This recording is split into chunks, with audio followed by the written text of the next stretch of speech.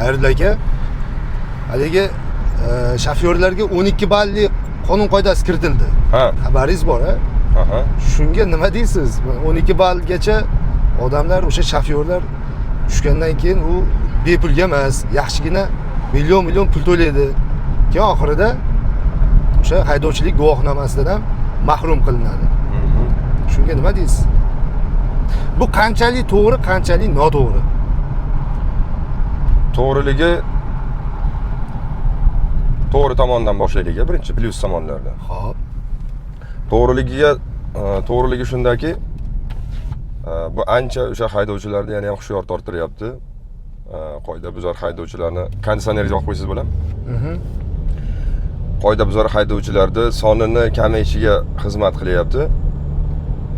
Shu bilan birga yo'llarda xatar kamayyapti. Hozir misol uchun men shu kunlarda ko'proq taksiga murojaat qilyapman-da. Yosh haydovchilar ham qoidaga qattiq amal qilyapti. Ba'zi bir holatlarda jo'rtaga sekin yuravermadingiz. Hali u yo'lda naryoqda ekan-ku piyoda. Siz yo'q aka qo'ying deydi, shunga ham deydi. Bal yozyapti dedi. Oldin o'zi qoidaga ko'ra piyoda o'sha harakatlanayotgan avtotransport vositasini hududida kirsa keyin to'xtash kerak-da. Hozir bir narsani aniq bilib olish kerak. Men shuni bilmayapman. Mana hozir o'rtada bordyur bor mana. Shu bordyurni narigi tomonidan piyoda harakatlanishni boshlaganda to'xtayapti. Yuravering, hali u bordyurni narigi tomonida-ku piyoda. O'zining liniyasiga o'tgani yo'q hali. Yo'q, hali liniyasi. Qarama-qarshi liniyada turibdi. Xavfli hududga kirib kelgani yo'q hali. Siz to'xtab nima qilasiz? Yuravermaysizmi desam, aka shuni ham uryapti deyapti. Qanaqasiga desam, shuni ham uryapti. Endi bu nohaqlik-ku. Men Instagramda shu savolni bersam, ko'pchilik aytayapti, ha, uryapti, bordyurda narigi tomonda bo'lsa bo'ldi. Oyog'ini ham qo'ysa bo'ldi o'sha asfaltga deyapti. O'sha qarama-qarshi tomondan kelayotgan transport vositasini uryapti, jarima qo'llayapti dedi. Endi buni hozir 50-50 bu masala. Haqiqatan shundaymi yoki unday emasmi? O'zi qoidaga ko'ra o'sha transport vositasini hududiga oyoq qo'yganda harakatlanish kerak. Misol uchun 3 polosali yo'lda ketyapsiz, birinchi polosada ketyapsiz. Yo'lovchi 3-polosaga hali kirgan yo'q, lekin birinchi qadamini qo'yib bo'ldi. Hali 3, yana 2 bor o'rtada. Lekin siz yurishga haqqingiz bor-da, chunki u hali uzoqda u. Tushundingizmi? Shu mana shu tomonlarni bilardik biz. Endi hozir haydovchilar aytayaptiki, yo'q, nafaqat 3-polosa, u bordyurda narigi tomonidagi qarama-qarshi harakat tomonidagi yo'lovchi ham agar harakatlansa yo'lni kesib o'tishga to'xtash kerakki, to u bordyurni ham kesib o'tib, keyin bu yoqda ham peshoxodni kesib o'tguncha kutishga majbur bo'lyapmiz, shuni urib qo'yyapti deyapti. Mana shu joyida kecha kuni deputat Alisher Qodirov, Alisher aka bir gapni yaxshi nima keltirdi. Maqsad pul, odamlarning pulini olish emas, xavf-xatarni oldini olish bo'lsin. Bu yerda siz aytgandek o'sha u tomondagi o'sha peshxodni yurganda unga yo'l bermagan holda o'tib ketsa, bunday ham urayotgan bo'lsa, maqsad pul ishlashib qolyapti-da. Endi o'sha sistemani to'g'ri yaratib olish kerak-da, chunki qo'yilgan kameralar bor-ku. Qo'yilgan kameralar bor. Misol uchun ko'p haydovchilar o'sha kameralarning ishlash prinsipini bilmaydi. Misol uchun u kamera faqat chiziqni inobatga oladi xolos. Agar siz qizilga kirib qolsangiz, oldi g'ildiragingiz devor chiziqdan o'tdi, orqasi o'tgan yo'q. Tek turishingiz kerak-da, qimirlamay turishingiz kerak. Chunki kamerani nazdida sizning mashinangiz devorda hali buzib o'tgan yo'q. Ya'ni svetoforlarda bundoq chiziladi-ku. O'sha chiziqni men devor deb atayapman hozir. Agar siz yarim santimetr ham sezilarli darajada qimillab qo'ysangiz, u uradi o'sha paytda. O'sha paytda uradi. Shu ko'p ehtiyot bo'ling. Ko'pchilik mana shu narsaga e'tibor bermaydi-da, o'tib bo'ldimi endi deb buruv yuraveradi. Endi peshoxod masalasiga keladigan bo'lsak, peshoxodni kameralarda ham xuddi shunaqangi prinsipialni qilish kerak. Ya'ni bir tomonga boshqa kamera, bir tomonga boshqa kamera qo'yish kerak. Ya'ni mana shu yo'limizdagi kamera bizni orqa yoki oldindan kuzatar ekan, faqat mana shu yo'ldagi holatni aniqlash kerak-da. Hozir nima bo'lyapti? Kamera salbaga qo'yib qo'yapti, peshoxod yarni ko'rinib turdi, u tomondagi odam bu yoqqa kesib o'taman desa, bordyur bo'lsa ham o'rtada kutishga majbur bo'lyapmiz. Nimaga? Kamerani nazdida sen yo'lovchiga yo'l bermading. To'g'ri. Endi yana bitta narsa, sal ochiq haqiqat desa ham bo'laveradi. Og'riqli. Endi bu gapim uchun kimlardir g'ash kelishi mumkin. bugungi kunda innovatsiya davr deymiz. Innovatsiya. O'zbekiston Respublikasi ham innovatsion mamlakatga kirgan, to'g'rimi? Rivojlangan. Rivojlangan. Lekin ba'zi peshxo'rlik joylari bor, oliygohlar yonida, to'yxonalar yonida, to'g'rimi? Endi u oliygohlar ishlasa bor, ya'ni soat 6-7 gacha ishlasin. Obeddan keyin o'sha kechgacha. Lekin ularga qo'yilgan o'sha piyodalar yo'lakchasiga qo'yilgan choraxa 24 soatga 7 ishlaydi. Kechasi yo'q odamga yo'l berishga majburda shofyor. Shuni men bitta hali innovatsiya davrdamizda oddiy narsa. O'sha choraxaga knopka qo'yib qo'ysa bo'lmasmikin deyman-da. Ba'zilarda knopka bor, lekin ishlamaydi. Nimaga qo'ygan? Nima uchun bo'lmasa? Knopka qo'yib qo'ysa, peshxod keladi-da, bosadi, o'sha zohid o'tib ketaveradi. Qolgan payti shofyorni bezovta qilmaydi. Ana qizil chiroq. O'tib ketadi. Bu probkani ham oldi olingan bo'lardi. O'sha knopkalar agar ishga tushsa. Nahot shuni bitta knopkani qo'yib qo'yish qiyin bo'lsa deyman-da. Yo'q, endi bitta narsa bor. Yana kamera ham qo'yib qo'ygan. Ko'rdingizmi? 110 qo'yib qo'yibdi. 110 tezligi. Ko'rdingizmi? Shunaqa narsalar borki, o'sha innovatsiyadan oldin qilingan. Shunaqa narsalar bor. Shu innovatsion svetoforlar ham shu rivojlangani. Olaylik, o'sha har bir piyoda o'zi knopkani bosib, qizilni yoqib o'tadi. Transport vositalari to'xtaydi. Lekin meni shu narsani bitta boshqa tomoni qiziqtiradi. Xo'p. Haydovchilar o'sha qizilni bosib, bitta yo'lovchi o'tgandan keyin boshqa hech kim bo'lmasa 10 sekundmi, 15 sekundmi o'sha qizil yashilga aylanishini kutib turadi-da. Kutib turadi. Bu mantiqan o'ylab qaralsa, inson omili aralashdi bu yerda. Ya'ni qizil nimaga yonindi? Qizil bir odam knopkani bosdi, qizil yondi. Agar bosmaganda yonmas edi. Xo'p, o'sha bosgan odam o'tdi yo'lda. Endi o'ngga chapga qarash kerak. Boshqa o'tuvchilar bo'lmasa, qizilda ham harakatlanaverish kerak. Nimagaki ba'zi bir o'shanaqangi knopchni svetoforlar choraxadan 300 yoki 400 metr narida ham joylashib qolganlari bor-da.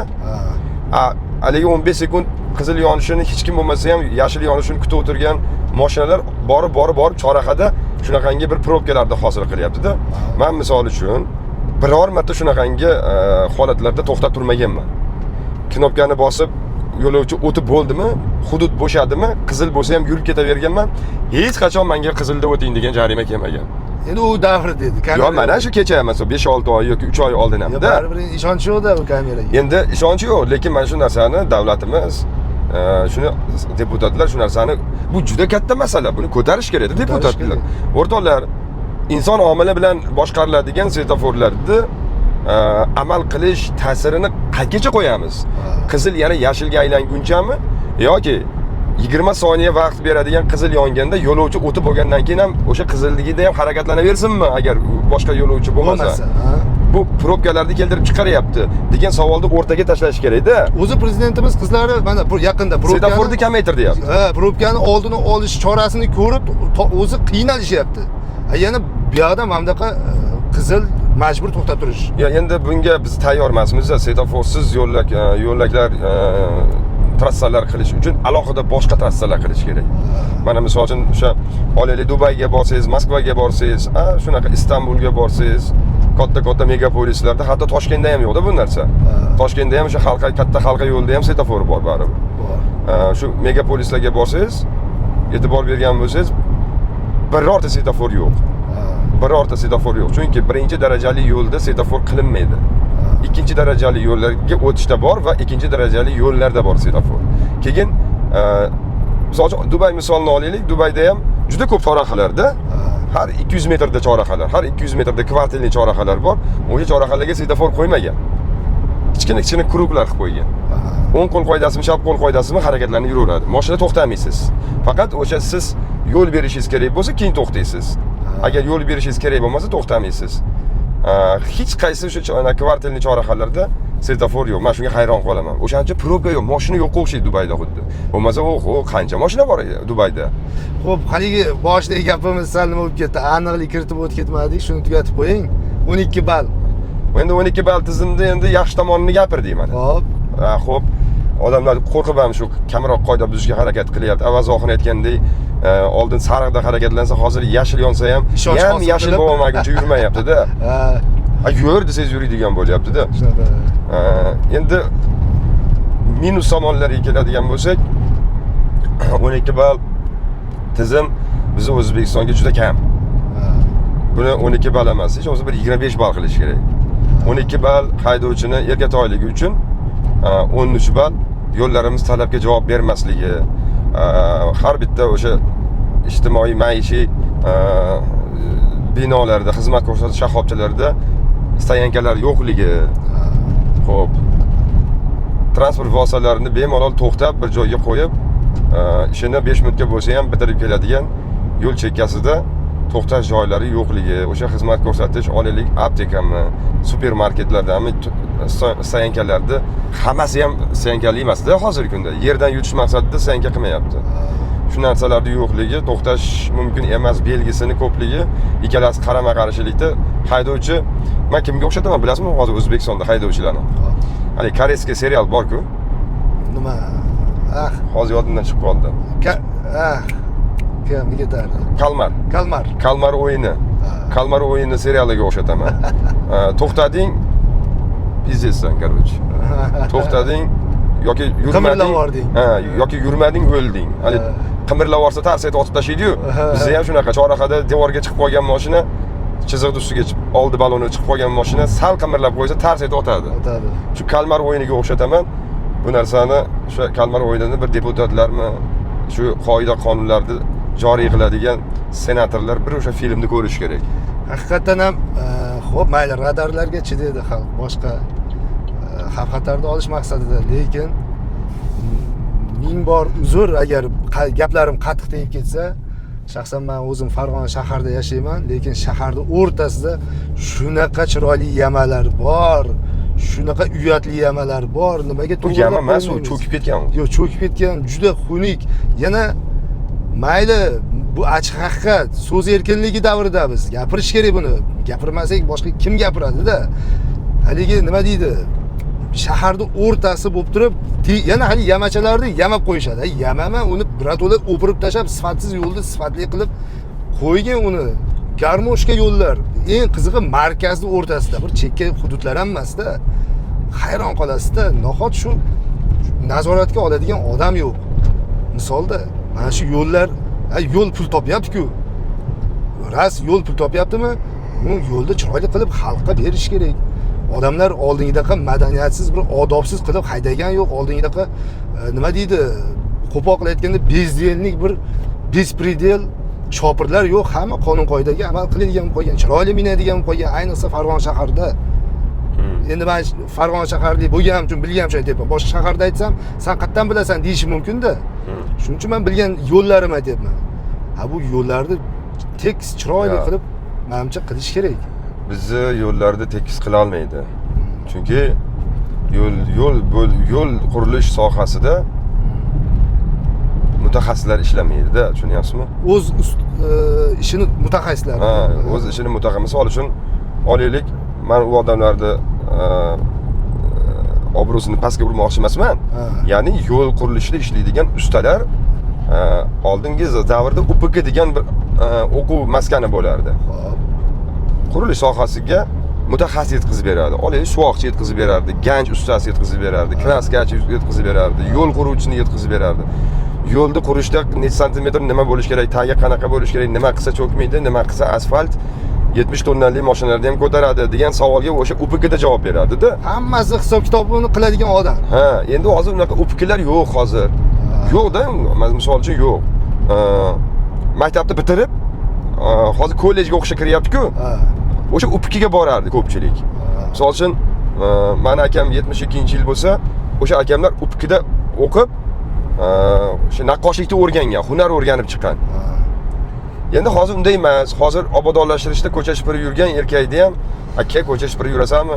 Undan ko'ra yo'l qurilishiga o't, qurayni qo'lingga berib qo'yamiz, asfalt olib beramiz, unda yamalarni yamab yurasan. Tortib tursang bo'ldi. Desa, bo'ldi, oyligiga sal 2 million yoki 1 million farq qilar ekan, yaxshi ekan turib, qurayni olib, solib turib, orqasi bilan tap urib tekislab ketyapti-da endi. U bitta mashina yaxshi o'tsa, aytdan u balon misol uchun olaylik, mashina o'zi 1 tonna bo'lsa, tezligiga qarab turib 1,5 tonna, 2 tonna bo'lib kelib tushadi lekin ustiga yangi.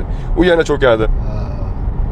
O'sha yo'llarda umuman yo'llarda emas, hamma sohada rivojlanish bo'lish uchun mutaxassisini qo'yish kerak. Men misol uchun siyosatga qarshi emasman-u, lekin ayrim rayonlarni, ayrim tumanlarni hokimini ichki ishlardan chiqqan kadrlar bilan ta'minlashadi-da. Hokimlarni shu ichki ishlardan chiqqan odamlarni deb qo'yishadi. Misol uchun falonchi tumanning hokimi oldin kim bo'lgan ekansiz, ichki ishlarda начальник militsiya bo'lgan odam bo'lib chiqadi. Bu начальник militsiya bo'lgan odam qanaqa bir tumanni iqtisodiy rivojlantiradi, deb o'zingiz o'ylang. Keyin men shuni so'radim. Nimaga начальник shunaqangi ichki ishlardan chiqqan odamlarni hokimlikka saylashadi? Shuncha iqtisodiyotda bitirgan odamlar, diplomatiyani bitirib yurgan yoshlarni qo'ymaydi yoki shu sohada pishgan odamni qo'ymaydi. Vazirlikka javob berayotgan, vazirlikning talabiga javob bera olmayotgan iqtisodchini rayonga olib kelib qo'ysa, u yapa oladi-da rayonda. Vazirlik endi respublikaga qaraydi u. O'sha vazirlikning talabini to'liq bajara olmayotgan, hali tajribaga ega bo'lmagan iqtisodchini bitta tumanga hokim qilsa yaxshi emasmi degan bir savolga javob qidirmoqchi bo'lganman. Shunda men bir ichki ishlardan chiqqan hokimga savol berganman. Nimaga shunaqa bo'ladi desam, shunda aytgandi.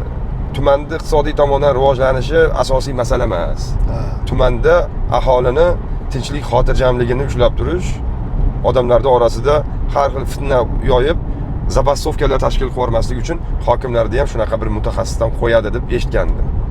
Balki bu to'g'ri yo'ldir, balki noto'g'ridir, lekin o'zimga qolsa bir tumanda iqtisodiy tomondan ravnaq topishi uchun, o'sha iqtisodiy bir rivojlanishi uchun, investorlar bilan til topish uchun iqtisodchi, biznesmen, tadbirkor odamni hokim qilish kerak-da. Iqtisodchi degani tadbirkor degani, tadbirkor degani ish biladigan bir tadbirli odam degani. Olaylik Hindistondan, Yaponiyadan, Koreyadan, Xitoydan investor kelsa, kecha melisa bo'lgan odamda asabi chatoq bo'ladi. U misol uchun menga 600 ming dollarlik bir pomesheniyani ko'rsatdi, mana shu pomesheniyani to'lig'icha o'zimga o'tkazib berasan, men bekka 600 million dollarlik investitsiya olib beraman desangiz, ali nachalnik melisa qo'rqib ketadi-da. Nima deyapsan sen? Enangni molimi bu seni tekinga beraman deydi. Har tomonlama. U tushunmaydi, bir-birini tushunmaydi. Chunki biznes shartini tushunmaydi-da. Mana Jahongir Ortiqxo'jayev Toshkent shahar hokimi bo'lganda menimcha bir 40% bo'lsa ham yaxshi tomonga ishlar qildi. Juda katta ish bo'lib ketdi. Yaxshi ishlar qildi. Nimaga? Chunki ba'zi bir holatlarda hokim degani shunaqangi odam bo'lsa yaxshi ekanda, hukumatning pul ajrashini kutib o'tirmasdan, o'zini ham pulini ishlatib yuboradi. Uncha-munchalik operatsiyaga pul so'rab keldim, boshqa keldim degan ijtimoiy ta'minotlar. Почти shahar o'zgardi ana shu davrda. Endi hozirgi hokim ham zo'r. O'zgardi. Lekin o'sha Ortiqxo'jayev saylangandan keyin sol eskicha ko'rinish joylar nima deydi? Yangilandi. Mana misol uchun bitta narsada qurilishda monopoliya bor deydi. Monopoliyani qurilishda turi ko'p. Misol uchun olaylik, qurilishda faqat shu kompaniya qursin degan narsa bor. Norasmiy. Nima bo'lsa o'shanga beradi. Nima bo'lsa o'shanga beradi. O'sha Jahongir Ortiqxo'jayevga beradi, Murod Nazarovga beradi yoki bo'lmasa boshqa bir hukumatga yaqin odamlarga beriladi qurilishda. Asosiy qurilishlar, yog'li qurilishlar deyishadi uni. Mayda chuydalari tenderda yuta olmasdan yuraveradi. Misol uchun quruvchilar 100 ming dollar, 200 ming dollar tenderga saplashadi. Olib bergan shu joyda quraydi. Lekin yo'q, yana o'sha haligi yuqorida nomdor kompaniyalar olib ketaveradi. Buni o'sha monopoliya deyishadi va shu monopoliya ko'pchilikni misol uchun og'rintiradi-da. Lekin shu ozgina shu yaqin oxirgi 5-6 yil ichida shunday bo'sh qo'yildi shu narsa. Misol uchun haligi Imorat deb Marat degan yigit u ham uy quryapti. Endi unaqalar ko'p. Soy bo'yi bir narsa xullas kalom. Jahongir Ortiqxo'jayev, Murod aka, yana o'sha bitta ikkita taniqli kompaniyalardan tashqari juda ko'p yangi nomlar bor-da. Endi mana ularga shu 5-6 yil ichida monopoliyani sal arqonini, zanjirini yumshatib yo'l beruvdi. Mana o'sha uylar 2-3 yilda ko'tarilmay ahvol nima bo'layapti? Odamlar oldindan pul to'lab qo'ygan, uy yo'q hali. Nimaga? O'shalarga yosh qurilish kompaniyalari tajribasi, yillik tajribasi yo'q qurilish kompaniyalari uyda katta anaqa bilan tavakkal bilan boshlab olyapti-da, katta loyihani boshlab, yarmiga bormasa pul deb qo'yib, bu endi o'yizdan kelib chiqib gapirmaymiz. Albatta ijtimoiy tarmoqlarda orada norozichilik bo'ldi, ko'rdik, shulardan kelib chiqib gapiryapmiz. Endi mana yana Dubayga qaytadigan bo'lsak, Dubayda ko'zga ko'rinadigan bir 4 tami 5 tami qurilish kompaniyasi bor. Xo'p. O'shalar ham o'sha saroyga yaqin odamlar hammasi, amirga yaqin odamlar. Va o'shalardan boshqa qurilish kompaniya qurmaydi. Monopoliya bor ularda ham. va ulardan boshqa odam ko'rinmaydi va ular Dubay fuqarosi ham emas. Ular o'sha chet eldan kelgan fuqarolar, rezidentlarda o'sha Birlashgan Arab Amirliklarini, shaharlarni rivojlantirish uchun shularga imkoniyatdan kelib chiqib ishonib bergan. Shu quryapti mana. Ichida shu emar menimcha shu saroy shahzodaga qarashi deyishadi. Men yana bilmayman. Shunaqa gap bor. Endi bizda ham mana shunaqangi puli bor, o'ziga to'q, hukumatga yaqin bo'lsa ham, zato berilgan loyihani vaqtida topshirib, odamlarni qaqshatmasdan hammani xursand qilib, o'zini ham xursand qiladigan kompaniyalarga beraverish kerak. Bu yo'lda monopoliya o'zini oqlaydi. Birinchi o'rinda sifat bo'lish kerakda baribir. Kimga bergan? Farg'onada bittasi bino boshladi, juda katta loyiha boshlab bordi. Tomlarda restoran, diskobarlar qiladigan bo'lib, zo'r ekan dedi. 8-qavatga ko'tarilgandan keyin egasi yo'qolib qoldi. Qatga yo'qolib qoldi. Qamalib qolibdi. O'sha 12 qavatmi, 15 qavatmi uy qurmoqchi ekan, o'sha 15 qavat uyda hammasini egalarini topib pulini olib bo'lgan ekan 70%. 70% dan pulini olib bo'lgan, pulni yeb qo'ygan. Shu nima gap? Bizni o'zbeklarga masda birdaniga osmondan daromad pul tushib qolishi. Agar bizni o'zbek biznesmenlarga osmondan mo'may pul tushib qoladigan bo'lsa, darrov ko'tiqchib, darrov eng kamida 59 oladi, xotinni ikkita qiladi. Keyin borib bir narsa qilib qo'yadi uni, keyin u xotin aytadiki, agar menga deydi, oyiga shuncha pul berib turmasang, qilgan ishingni video qilib qo'yganman, internetga qo'yib yuboraman deb qo'rqitadi. Xonlik davrini ta'sirimikin o'sha tarixdan xonlik o'zi ana nemis filolog tarixchisi aytdi-yu, O'rta Osiyo Sharq davlatlarida bor. Meniki bo'lsin, hammasi meniki degan narsa bor ekan. Men degan narsa bor. Meniki hamma narsa. Bo'ldi, meniki bo'lsin degan narsa bor ekan. Qon-qonimizda. Hozir misol uchun meni ham qo'limga 100 ming dollar pul berib qo'ysa, darrov 40 ming dollarlik mashinani olib olamanda, kecha meni gapimga atvet qilmayotgan qiz oldiga borib o'tir deyman-da. Tan olisham mardlik aytib qo'yay. Ya kaneshta shunaqamiz-da biz. Shunaqamiz-da. Kim tan oladi yana? Yozinglar. Tan olinglar. Shunaqamiz biz. Chunki hali shedrligimiz tutib qoladi bizni. Bu pul tugaguncha, pul tugagandan keyin yo'qolib qolaveramiz yana. Mashinani yarim puliga sotib. Nima qildim? Men nima qildim hozir?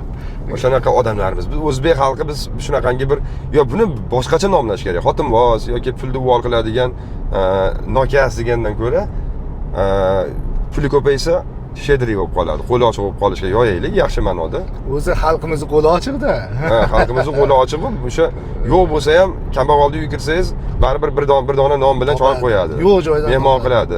Lekin mana bu sho'ring qurugur bitta ikkitasini agar ishi yurishib qolib, osmondan pul tushib qolsa, ko'raveringda, u pulni joyiga ishlatmasdan shunaqangi kesak emasa mulkka aylantirib oladida pulni. Shu bilan keyin asosiy ish bitmay, sherikchilik sinib turaveradi. Ularga o'z yo'liga, lekin men shu tepadagi yuqori turuvchi o'sha nimalardan bir iltimos qilardimki, juda qat'iy iltimos qilardimki, yo'l qurilish bo'ladimi, binolar bo'ladimi, iltimos shuni yaxshi zo'r mutaxassisi kelib nazoratga olsin. Agar talabga javob bermasa, bizni o'zbek xalqimizda bitta yaramas, iflos bitta jumla bor. Bo'laveradi degan jumlani ishlatmanglar, iltimos qilaman. Azizbek, mana hozir gapingiz shu mavzusi. Hozir murojaatingiz oxiriga yarashadi-da hozir. Imkon qadar qabul qilmanglar shuni, buzib tashlaylar. Ana shunda kuchga kiradi. Unda DUK, unda GIS, unda GASIN degan tashkilotlar bor. GIS emas, GASIN degan. Mana misol hozir ular pulni qayerdan qiladi ular? Yo'q, uni bilmadim-ku. Masala bitta sirda aytaymi? Farg'ona viloyati qurilish boshqarmasi, ya'ni GASIN deydi. Xo'p. GASIN degan tashkilot qonuniy qilar ekan. O'sha qurilish kompaniyalaridan tushgan qonuniy to'lovlar bor-da. O'sha tushgan pulini Fortuna xususiy bankka berib, odamlarga kredit yo'nalishida pul bilan ta'minlash uchun Fortunaga pulni o'tkazib berar ekan. Davlatning pulini xususiy bankka qo'yar ekan. U xususiy bank u davlat pulini odamlarga kredit qilib, foizini ko'paytirib, o'sha tashkilotga marja berib turar ekan. Men o'zimning kasbim kinochi bo'lganim uchun shu pulni shetdan qilsam bo'lar ekan-ku deyapman-da. Yo'q, tushundim. Men kinochi bo'lganim uchun kino sohasidan men misol keltiraman. To'g'ri, bir-biriga daxli yo'q, lekin bitta misol keltiraman. Mana Hindistonda olaylik-a. Hindiston filmlari deyarli dunyoga chiqadi. To'g'rimi? Biz o'zbek xalqi ham yangi hind filmi chiqsa kutadi. Tarjimasi qachon chiqar ekan deb, kerak bo'lsa. Nima uchun kinosi rivojlangan? Bilasizmi? Yiliga demaylik, bir oyda necha yuzta ham film kelib tushar ekan. Necha yuzta ham bir oyda. Juda ham ko'p film kelar ekanda, bittasi ham qabul bo'lmas ekan. Bo'lsa bittasi qabul bo'lar ekan, bo'lmasa qabul qilinmas ekan u filmlar. Mana nima uchun, uni tagida nima bor, maqsad nima desangiz, o'sha qabul qilmaydi deb katta mas'uliyatni his qilishni boshlaydi-da, jahon, ya'ni dunyo ko'radigan film ishlashga o'tadi ular, mehnat qilishga o'tadi. Men shuni aytmoqchiman. Bizda ham asfaltlar, qurilishlar qabul qilinmasa, talabga javob bermayaptimi? Qabul qilmasa buzib tashlaversa, oxiri nima bo'ladi? O'sha butun nimaga o'tadigan, kerak bo'lsa qishin yozin har tomonlama talabga javob beradigan uylar, asfaltlar qurilishni boshlasa kerak deb o'ylayman. Men shunaqa fikrlab ko'rdim-da o'zim. Qurilishda bazal degan bir mahsulot bor. Bor, stiklavatami-da. O'sha narsani qo'ymasa, bugungi kunda qurilish kompaniyasini qurgan uyim ming zo'r bo'lsin, izolyatsiyasi ham boshqa mahsulotdan bo'lsa ham zo'r bo'lgan bo'lsin, qabul qilmaydi. Aslida undan ham zo'r narsalar bor, bazaltdan ham ko'ra. Bazalda nafaqat zo'r narsa bor, balki bazalt o'lgir bu shunaqa narsaki, ustiga travertin qilguncha 6 marta devorga chiqib tushish kerak. Mehnat ko'p. Bazalda yopishtirish kerak, uni ustidan setka to'qish kerak, keyin uni ustidan kafilgalik qilish kerak, keyin uni ustidan shpakilovka qilish kerak, keyin uni ustidan travertin qilish kerak, keyin travertinning ustidan yo rang berish kerak yoki lak berish kerak. Xullas 6-7 marta chiqib keladi. Endi men shuni O'zbekistonga, Turkiyadan bitta mahsulot. Garantiya ham yo'q unga.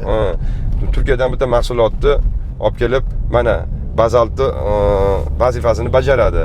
Shu g'isht ustidanmi, gazoblok ustidanmi bir sloy kafilkilaydi berib turib, uni ustidan shu narsani shu islar travertin ham ichida, laki ham ichida, issiq sovuq olovdan himoya, shovqindan 25 detsibelgacha shovqindan himoya, keyin shu bilan suvdan himoyadan o'zida deb amaliyotda ko'rsatib bersam ham quruvchilar aytdiki, kalkulyatsiya qilsak bu juda arzon cho'l ekan deyapti.